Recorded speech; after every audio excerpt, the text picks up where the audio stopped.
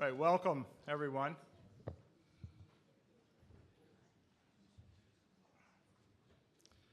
Tonight, the Committee for the Republic is hosting a debate on war and the Constitution. With our country entering another war in the Middle East, tonight's debate could not be timelier. Our debaters also could not be better suited to giving us different points of view. Now, here below we have John Yoo on the left. John, stand up. John was Deputy Assistant Attorney General for the Office of Legal Counsel in the Bush Justice Department. John wrote a number of key legal memos supporting Bush's post-9/11 counterterrorism policies.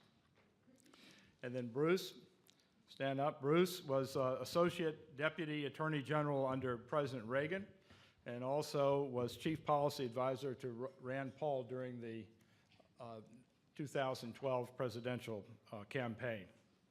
Thank you. And Harvey, stand up. Harvey's going to be our moderator. And Harvey is currently Dean of the National War College. Harvey's last job was Director of, his last government job, you worked in the, for the Director of National Intelligence. Thank you. Harvey Rishikoff. Good. Just stay.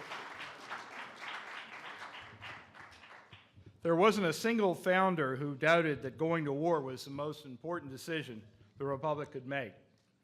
The war power is the most important power because war is the greatest threat to the Republic. War concentrates power in the executive. Since the executive has more of an incentive to go to war than the legislature, the founders placed the power to declare war in the legislature, not in the president. Now, the founder who understood war better than any other founder was George Washington, who, upon leaving as retiring as the first president of the United States, he gave a long farewell address in which he spelled out the foreign policy of the founders. Washington said we should stay neutral in foreign wars. We should shun military alliances with all foreign powers because they would entangle us in their wars. To support neutrality, Washington said we should be wary of overgrown military establishments.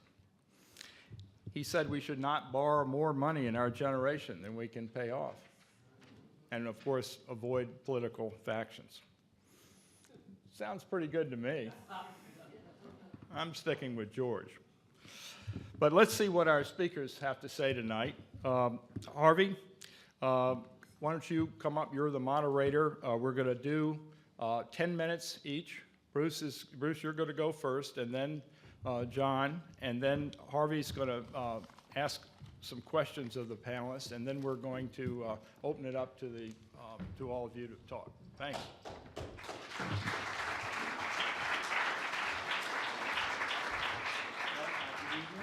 Thank you for coming out. I want to thank the Press Club for being so generous to sponsor the microphone.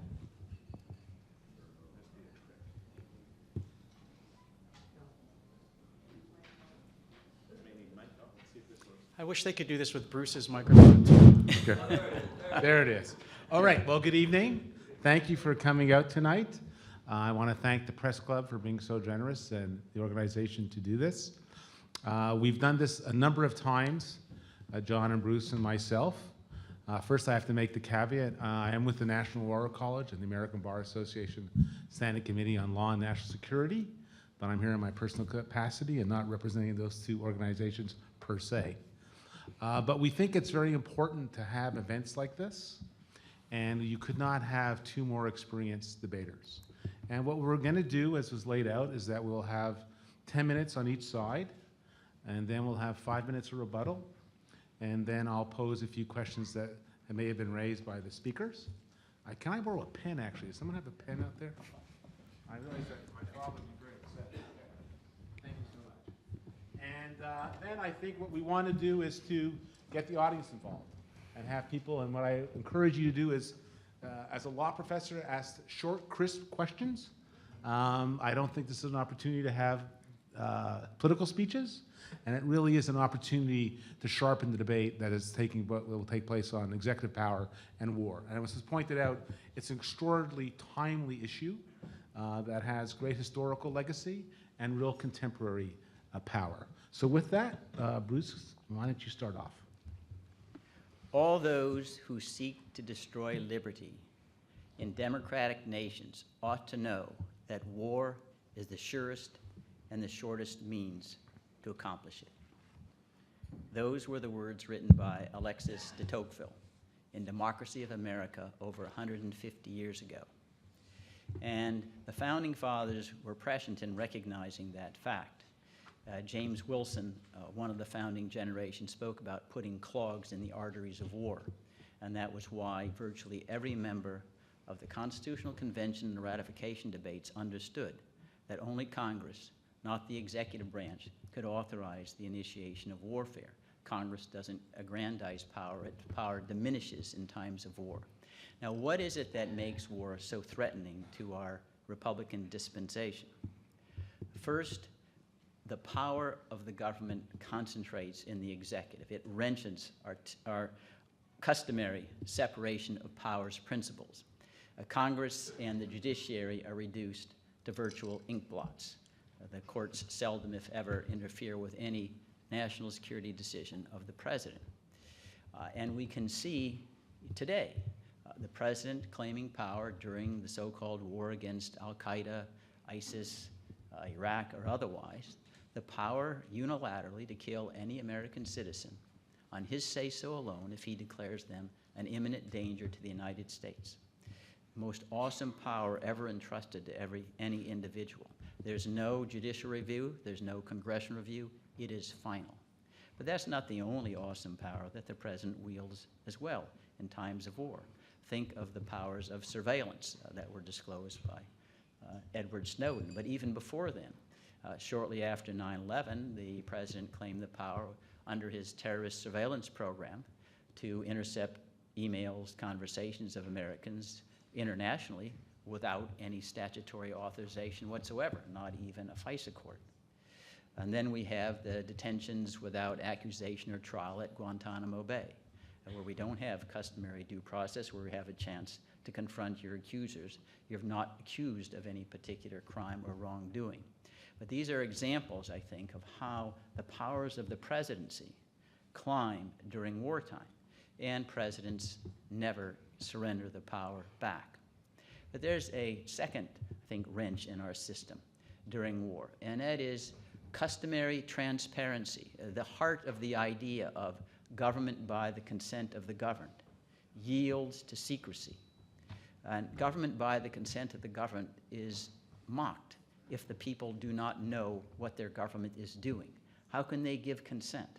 And you find then discrepancies between what the government does and what the people would want if they knew what was going on. And I think that's shown rather dramatically with Edward Snowden's disclosures. Ever since 2006, the American people were ignorant of the telephony metadata program run by the National Security Agency. Congress knew, but they were too frightened and invertebrate to disclose it to the American people, even though they had speech or debate clause protection. But with the disclosures, the American people were alarmed by the fact that the NSA was collecting telephony metadata on every single phone call they had been involved in, domestic or international. There were no exceptions. And the collection was made without any suspicion that any of the data indicated involvement in terrorism, crime, or otherwise. It was just collection.